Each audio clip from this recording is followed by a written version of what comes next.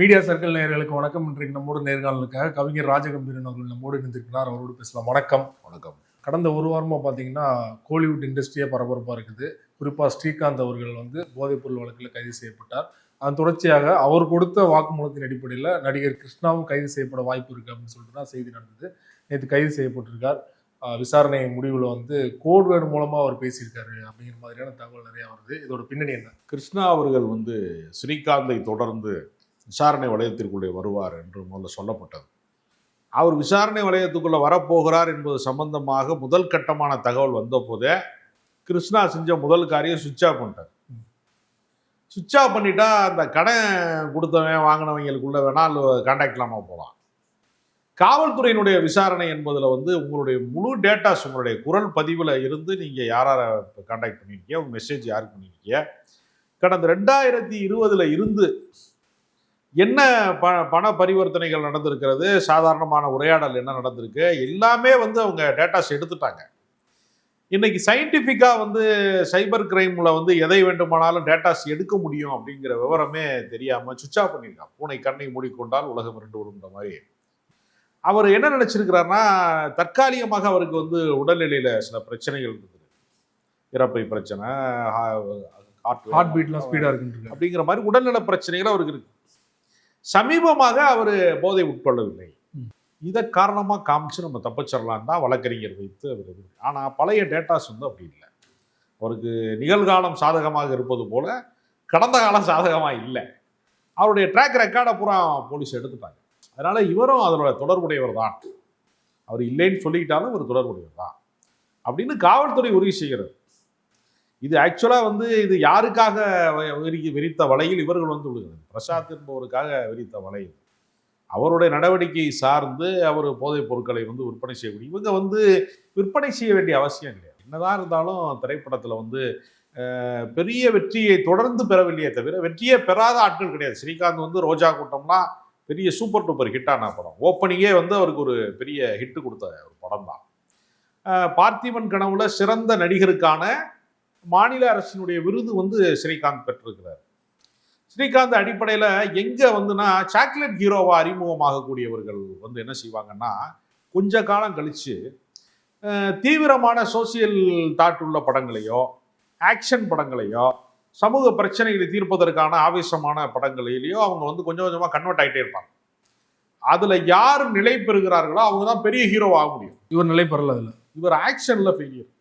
இவர் ஆக்ஷன் படமாக அடுத்த கட்டத்தை நோக்கி சில பேரை நம்ப மாட்டான். பச்சை பள்ள மாதிரி இருக்காண்டா, பால் குடிக்கிற பழக மாதிரி இருக்காண்டா சொல்லி நம்ப மாட்டாங்க. நீங்கள் ஜெயம் ரவி மாதிரி ஆளுகளுக்கே கூட பார்த்தீங்கன்னா ரொம்ப பெரிய ஆக்ஷன் படங்கள் ஒர்க் அவுட் ஆகலை. ஆதி பகவன் ஒரு படம் அமீர் டைரக்ஷன் பண்ணார் ஜெயம் ரவி வச்சு. ஜெயம் ரவி இருந்தனாலே அது ஒர்க் அவுட் ஆகும். இப்போ நீங்கள் காலை தூக்கி உதைச்சாருன்னா விஜயகாந்த் உண்மையிலேயே விதிக்கிறாருன்ற மாதிரி தான் ஒரு ஃபீல் வரும். நீங்கள் ராஜ்கிரண் சண்டை போடும்போது சண்டை காட்சியில் அவர் கையை முறிக்கிறாருன்னா எலும்பு உடைகிறதுக்கான சத்தத்தை சவுண்ட் எஃபெக்ட்ல கொடுப்பாங்க. ஆடியன்ஸ் அதை நம்பிடுவேன். ஏன்னா அந்த அவ்வளோ பெரிய தொடையை தூக்கி ஒரு மிதிச்சாருன்னா, வெட்டியை தூக்கி மடிச்சு கட்டிக்கிட்டு மிதிச்சாருன்னு வச்சுங்க, அவர் ஒரிஜினலாக எந்த உடற்பயிற்சியுமே செய்ய மாட்டார். ஏன்னா ராஜ்கிரண் சார் எனக்கு நண்பர், பழக்கம் உள்ளவர். அவர் எந்த உடற்பயிற்சியுமே செய்ய மாட்டார். அவருடைய உடல்வாக இயல்பாகவே அப்படிப்பட்ட அவங்க இந்த கடற்கரை ஓரம் உள்ளவங்க. கீழக்கரை தான் அவருக்கு சொந்த ஊர். அது ஆஜானு பாகுவாக இருப்பாங்க. மீனவர்கள். அவங்க மீனவராக இருக்கிறவங்க படகு ஓட்டுவது, அவருடைய முன்னோர்கள்லாம் அந்த மாதிரியான வேலை செய்கிறவங்களுக்கு இயல்பாகவே உழைப்பின் வழியாக ஒரு ஒரு ஆஜானுபாகுவான தோற்றங்கள் சில பேருக்கு உருவாகும். அந்த ஜீன்ல இருந்து அவர் அவர்.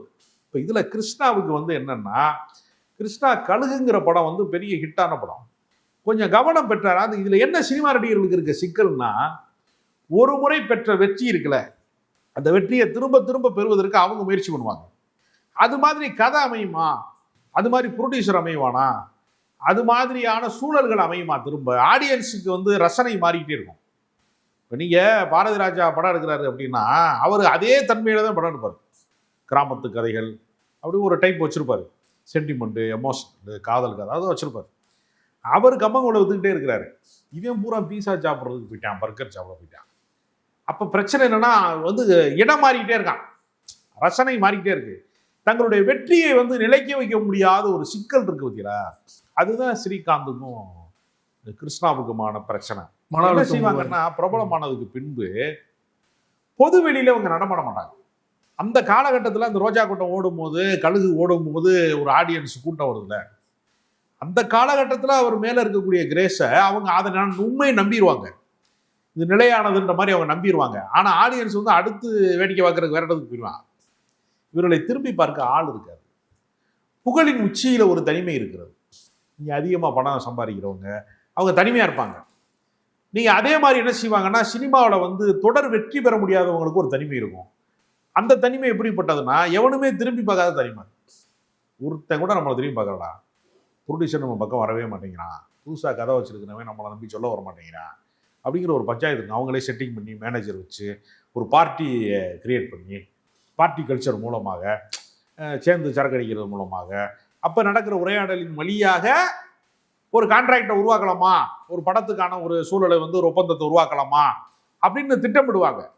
சிக்கலே என்னன்னா, பல விஷயங்கள், அதாவது திருமணம் சொர்க்கத்தில் நிச்சயிக்கப்படுதுன்னு சொல்றாங்கல்ல பழமொழியில், அது மாதிரி சினிமா நிச்சயிக்கப்படுற இடங்கள் எது அப்படின்னு பார்த்தீங்கன்னா, நட்சத்திர விடுதிகளினுடைய மதுபான கூடங்கள் தான், எலைட் பார்ல தான் வந்து அது கன்ஃபார்ம் ஆகும். சரக்கு அடிக்காதவங்கனால பாதி பேரால வந்து கதை வச்சிருந்தாலும் சொல்றதுக்கான வாய்ப்பே கிடைக்கும். ஏன்னா நெருங்கவே முடியாதுல்ல, பழகவே முடியாது, சோசியலா பழக முடியாது. அப்போ ஒரு ப்ரொடியூசர் எல்லாருமே வந்து என்ன பண்ணுவான்னா, ஃபர்ஸ்ட் ரவுண்டில் தான் அவன் ப்ரொடியூசராக இருப்பான், ஃபர்ஸ்ட் ரவுண்டில் தான் இவன் ஹீரோவாக இருப்பான். 2வது ரவுண்டு 3வது ரவுண்டு போக போக ஒன்றும் என்ன பண்ணுவான்னா, யார் இவன் காலத்துக்கு அவன் மேலே போட்டுருவான். இவன் சொல்கிறத அவன் கேட்பான். இவன் மாமா மச்சாம்மா முத்தம் கொடுத்துக்குருவாங்க, காலையில் வந்துரு ஆஃபீஸுக்கு. போதை கலைகிறதுக்குள்ள சில பேர், ஏன்னா நிறைஞ்ச போதையில் இந்தாண்டா டைரக்டரு அப்படின்னு ஒருத்தனை சொன்னதுனாலேயே மறுநாள் சரக்கு அடித்தாலும் மறந்துட்டார் ப்ரொடியூசர். மறுநாள் காலையில் வந்துட்டாங்க. யார்? ஒரு அசிஸ்டன்ட் டைரக்டராக இருந்தேன் வந்துட்டான். வந்து நீங்கள் தான் சொன்னீங்க படம் பண்ணணும் அப்படின்னு. யார் நீ? ஆளுக்கு ஞாபகமே இல்லை. ஃபுல் சரக்கில் சொல்லியிருக்காங்க. குடும்பத்தோட காலில் விழுந்துட்டாங்க. அப்படி காலில் விழுந்து டைரக்டர் ஆகி பெரிய சினிமாவினுடைய பெரிய டைரக்டர் ஆனவங்கலாம் இருக்கிறாங்க. அவங்க பேர் எனக்கு தெரியும். போதையில் இருக்கும்போது சபை நாகரிகங்கிறது நான் சொல்லாம விட்டேன். இப்படி உருவானதெல்லாம் உண்டு, நிறையா அப்படி உண்டு. இப்போ இவங்க என்னன்னா, சராசரி போதை இவனு நானும் ஒன்னா, இவன் அடிக்கிற சரக்கை நான் அடிக்கிறதானு பாரின் சரக்கு அடிக்கிறாங்க, வேற வேற எல்லாமே போனாலும் இதை தாண்டி வெளிநாட்டில் இருந்து எந்த விதமான வாடகையும் வராம வந்து சில முக்கியமான பவுடர்களை கொண்டு வந்து கொடுக்குறாங்க. இப்போ நீங்கள் ஆப்பிரிக்க காடுகளில் கோகோன்னு ஒரு மரம் இருக்கு, அதனுடைய இலைகள்ல இருந்து தயாரிக்கப்படுவது தான் இந்த கோக்கைன்கிறது. அந்த இலைகளை வந்து காய வைத்து பவுடர் பண்ணி ரொம்ப பக்குவமாக அதை ரெடி பண்ணி கொண்டு வந்து கொடுக்குறாங்க. அதை வந்து பல வகையில் ட்ரை பண்ணுறாங்க. சிகரெட்டில் கலந்து அடிக்கிறது, அதுக்கு ஒரு போதை ஏறுறது, அதையே வந்து இப்படி பல வகையான ஐட்டங்கள் இருக்குது. இது உடம்புல ஏற்றுனா அது ஒரு ராஜ போதையாக இருக்கும் அப்படின்னு அப்படி கொடுக்கும்போது, ஃபஸ்ட்டு ரவுண்டு செகண்ட் ரவுண்டில் வந்து ஒரு தடவை 2 தடவை வந்து பழக்கிட்டான்னா அவனுக்கு அதுக்கு பின்னாடி அதில் ஒரு பித்து ஏறிடும். இது இல்லாமல் இருக்க முடியாது. இதில் வாடை வேற வராமல் இருக்கிறதுனால பொதுவெளியில் நடமாடுறது ஒரு இயல்பான விஷயமா இருக்குது. ஆனால் அதில் என்ன சிக்கல்னா, இந்த ராஜ போதைகள் எல்லாமே 45 நாளைக்கு வந்து உடம்புக்குள்ளே போய் குடியிருக்கு. நைட் அடித்த சரக்கு வந்து காலையில் போதை தெளிஞ்சவொடனே குளித்தவொடனே காலையில் புத்தரா மாறினவங்கலாம் இருக்கிறாங்க. நைட்டு பூரா வந்து புத்தி இல்லாமல் பேசுவாங்க, கோபமாக பேசுவாங்க, ஏன்னா கொஞ்சம் வாங்கி எல்லாமே பேசுவாங்க. காலையில் குளிச்சு பட்டையை கட்டையை போட்டு, வேற பட்டை இந்த பட்டை இல்லை, பேட்டையெல்லாம் போட்டு குங்குமம்லாம் வச்சுக்கிச்சு ரொம்ப காலையில் ஒழுக்கமானவனாக மாறுறவங்கலாம் இருக்காங்க. மறுபடியும் சாயங்காலம் அதே மாதிரி ரிட்டன் ஆகி வாங்கிறது. அப்படி பல பேர் மாறி இருக்காங்க. இதில் என்னன்னா, இவங்களுக்கு தங்களுடைய தோல்வியை தாங்க முடியல, தொடர் வெற்றி பெற முடியாத ஒரு இயலாமையை தாங்க முடியல, பொது வெளியில் நடமாட முடியல, சாதாரண வாழ்க்கைக்கு அவங்களால நமக்கு சராசரி வாழ்க்கைக்கு திரும்ப முடியாது. மறுபடியும் வந்து ஒரு அவசரமாக மதுரைக்கு போகணும் அப்படின்னு அவங்க என்ன பண்ணுவாங்கன்னா, ஒரு சொகுசு வாழ்க்கைக்கு பழக்கப்படுத்திடுவாங்க. ஃப்ளைட்டில் மட்டும்தான் போவாங்க, ஸ்டார் ஹோட்டலில் மட்டும்தான் சாப்பிடுவாங்க, ஒரு உயர் ரக காரில் தான் போகணும், சாதாரண காரில் ஏறி போனால் ஸ்டேட்டஸ் குறைஞ்சிருச்சுன்னு வெளியில் தெரிஞ்சிடும். அப்போ சராசரி வாழ்க்கைக்குள்ளே ரெஸ்டாரண்ட்டுக்கு போக முடியாது, ரயில்வே ஸ்டேஷனுக்கு ஒரு சராசரியாக ரயில் புக் பண்ணி போக முடியாது. இதெல்லாம் வந்து நம்மளை பொதுமக்கள் கண்டுக்குருவாங்க. இப்படி இவங்க என்ன செய்வாங்கன்னா, புகழினுடைய ஒரு வெற்றி பெறுற காலகட்டங்களில் ஏற்படக்கூடிய அந்த பவுசை எல்லா நேரம் பயன்படுத்துறதுன்னு ஒன்று இருக்குல்ல. டெய்லி ஒருத்தன் தீபாவளி கொண்டாட முடியுமா, தினசரி பொங்கல் கொண்டாட முடியுமா? இது ஒரு சிக்கல் இருக்கு இல்லையா? பண்டிகைங்கிறது ஏதாவது ஒரு நாள் தானே. நடிகனா ஒரு ஒரு ஒரு விசேஷ நாள் மாதிரி தானே. மக்களுடைய கொண்டாட்டத்துக்கு ஒரு நாள் அவனை கொண்டாடுவான், இவனை மட்டுமே கொண்டாடுவான். அப்புறம் இவனுக்கு பின்னாடி வந்த நடிகர்கள்லாம் இருக்காங்க இல்லை, அவங்க பூராமே வேற வேற இடத்துக்கு போயிடுவாங்க. இப்போ நீங்கள் சிவகார்த்திகேயனுடைய கமர்ஷியல் இது வந்து ரேட்டிங் எங்கே இருக்குது, விஜய் சேதுபதி மாதிரி ஆட்கள் வந்து உருவாகி வந்த வேகம் எப்படி ஸ்பீடாக போச்சு அப்புறம் பார்க்குறாங்கல்ல. அப்போ அதெல்லாம் அவங்களுக்கு ஒரு பெரிய இயலாமையை உண்டு. நேற்று வந்து பிரதீப் ரங்கநாதன் எங்கேயோ போயிட்டாப்ல. ஆமாம், இது சினிமா வழக்கமாக நடத்துக்கிற மேஜிக். சினிமாவில் வந்து நீங்கள் வந்து யாரை எந்த இடத்துல சினிமா கூட்டிகிட்டு போய் நிப்பாட்டோம் அப்படி யாருக்குமே தெரியாது, சம்மந்தப்பட்டவனுக்கே தெரியாது. ஜூனியர் ஆர்டிஸ்டாக இருந்தவன் வந்து ஹீரோவாயிருவான், ஹீரோவாக இருக்கிற ஒருத்தன் வில்லன் ஆயிடுவான், வில்லனாக இருக்கிறவன் ஒருத்தன் வந்து சினிமாவில் இல்லாமலே போயிடுவான். இந்த ஒரு ஒரு மியூசிக் சேர் தான் அது. அதில் ஒரு ரவுண்டு சுற்றி ஸ்ரீகாந்தை இறக்கி விட்டாங்க, கழுகு கிருஷ்ணாவை இறக்கி விட்டாங்கிறப்ப எங்கே போய் தேம்புறது, எங்கே போய் வந்து இந்த இந்த இந்த தோல்வியை எங்கே போய் கதறது? இதுக்கு இடம் இல்லைங்க. நிறையா பேர் கோயிலுக்கு போகிறதே சாமி கும்பிட்றதுக்கு மட்டும் கிடையாது, தன் குறைகளை சொல்கிறதுக்கான இடம் மனிதனுக்கு இல்லை. வேறு யார்ட்டையாவது சொன்னோம்னு வச்சுங்க, டெய்லி ஒருத்தன் போய் நம்ம பிரச்சனை சொல்லிட்டேன்னு வச்சுக்கலாம், அவன் கடுப்பாயிருவான். ஆனால் எப்போ பார்த்தாலும் டார்ச்சராக இருக்கவங்க கூட அப்படிம்பான். எல்லாருமே சொல்லப்படாத விஷயங்களை மனசுக்குள்ளே போட்டி வச்சுருக்கான், உளவியல் சிக்கலாகுது. இதை சொல்கிறதுக்கு தான் பிரார்த்தனை, இதை சொல்கிறதுக்கு தான் தியானம், இதை சொல்கிறதுக்கு தான் ஜரகு, இதை சொல்கிறதுக்கு தான் பாரு, இதை சொல்கிறது தான் எல்லாத்துக்குமான அடிப்படை. மனிதன் அவனுடைய மனசில் இருக்கிறத கொட்டித்து இருக்க, அவன் உருவாக்கின பிம்பத்தில் அவன் விரிச்ச வலையில் அவனே மாட்டிக்கிறான். விரித்தவர்களே மாட்டிக்கொள்ளும் விசித்திர வலைன்னு சொல்லுவாங்க. அவனே வலையை விரித்து அவனே போய் மாட்டிக்கிற மாதிரி சினிமாவில் பெரிய ஆளாக வந்துடுவேன், நீ கமலஹாசனாக வந்துடுவேன், ஸ்ரீகாந்த் அழகா வேற இருப்பாப்புல, அடுத்த கமலஹாசன் நீந்தான், அடுத்த அஜித் நீந்தான்னு சொல்லி உசுப்பேற்றிருப்பாங்க. அப்படி ஒன்று நடக்கலை. நம்ம ஏஜ் காலி ஆகிட்டு இருக்கு, 46 வயசு ஆச்சு, நமக்கு இனிமேல் அது இல்லை, நம்ம இன்னொரு வெற்றி படத்தை அடையலை என்கிற இயலாமை தான் இதுக்கு அடிப்படை காரணம். நீங்கள் சொல்கிற மாதிரி ஒரு பக்கம் வந்து ஒரு வாய்ப்பு இல்லாத ஸ்ரீகாந்த், கிருஷ்ணா போன்ற நடிகர்கள் கொக்கைன் பயன்படுத்துகிறாங்க. இல்லை, வாய்ப்பு கிடைத்து வெற்றி பெறாதவர். இன்னொரு பக்கம் பார்த்தீங்கன்னா உச்சத்தில் இருக்கிற நடிகர்கள் கூட பயன்படுத்துகிறாங்க அப்படிங்கிற மாதிரியான ஒரு சில தகவல் வந்துட்டு இருக்கு இல்லையா? அதுங்க எல்லாருமே வந்து தன்னை மறக்க விரும்புகிறான். நீங்கள் வந்து வேலை செய்கிறவன், கடுமையான பாட்டாளியாக வேலை செய்கிறவன், உடல் வலிக்காக குடிக்கிறவன் இருக்கான். ஆனால் எந்த எல்லையில் நிற்கிறாங்கங்கிறத அவன் பிரச்சனை. நீங்கள் வந்து சோசியல் ட்ரிங்கர்னு சொல்லுவான் இல்லையா, அவன் குடிக்கிறது யாருக்கும் பிரச்சனை வராமல் அவன் அளவாக குடிச்சிட்டு அவன் அமைதியாக தூங்கிட்டான்னா அவன் குடும்பத்துக்கும் பிரச்சனை இல்லை, அவனுக்கும் பிரச்சனை இல்லை. தெருவில் இறங்கி சண்டை ஓட்டாத பிரச்சனை வருது. இப்போ பாருங்கள், பாரில் நடந்த எலைட் பாரில் நடந்த ஒரு சண்டையில் தான் இவங்க பிடிபட்டுருக்காங்க போலீஸில். அடிதடி கேஸ் தான். இவங்க அடிதடி ஆகலைன்னா இப்போ என்ன சிக்கல்னா, முன்னாடிலாம் வந்து நீங்கள் வந்து அடிதடினா அந்த நேரத்து தகவல் தான் நமக்கு போலீஸ் ரெக்கார்டில் இருக்கும். இப்போ மொபைலை வாங்கினாங்கன்னா அவன் வரலாறே சொல்லுதே. அது 2020 அவன் எங்கே போனான். இப்போ என்னன்னா, ஒவ்வொரு மனிதனுமே இப்போ என்ன செஞ்சுருக்கான்னா, அவன் வச்சிருக்கிற மொபைலுங்கிறது அவனை கண்காணிப்பதற்கு ஒரு உளவாளி வச்சிருக்கான். அவனே சொந்த காசில் சூனிய வைக்கிறதுங்கிறாங்க இல்லை, அது ஆண்ட்ராய்டு போனோ அல்லது ஐபோனோ தான். இது உங்களை கண்காணிக்குது.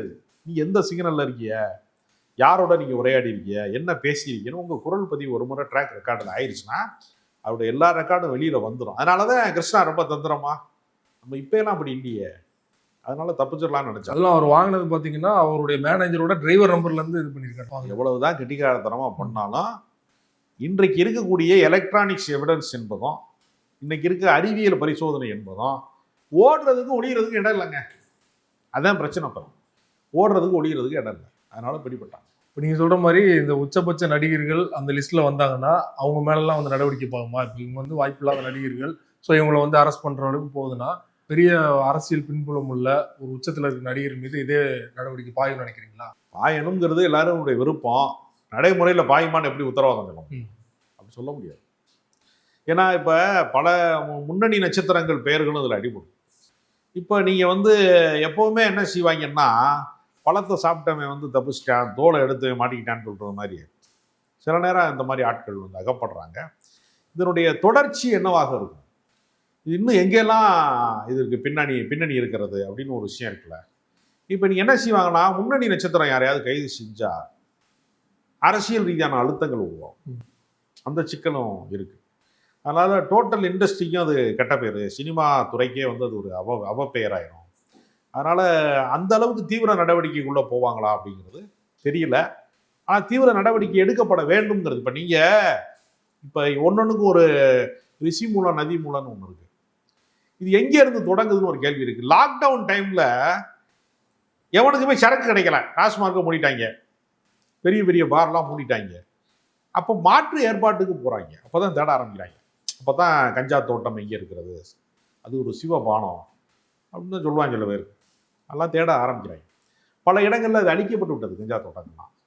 அது மாதிரி இது இன்னும் கொஞ்சம் உயர் ரகமான விஷயங்கள்லாம் எங்கே கிடைக்குது அப்படிங்கிறப்ப வெளிநாட்டில் இருந்து தனியார் துறைமுகங்கள் வழியா, முந்த்ரா துறைமுகம்னு சொல்லி குஜராத்தில் இருக்கு, அதானிக்கு சொந்தமானது.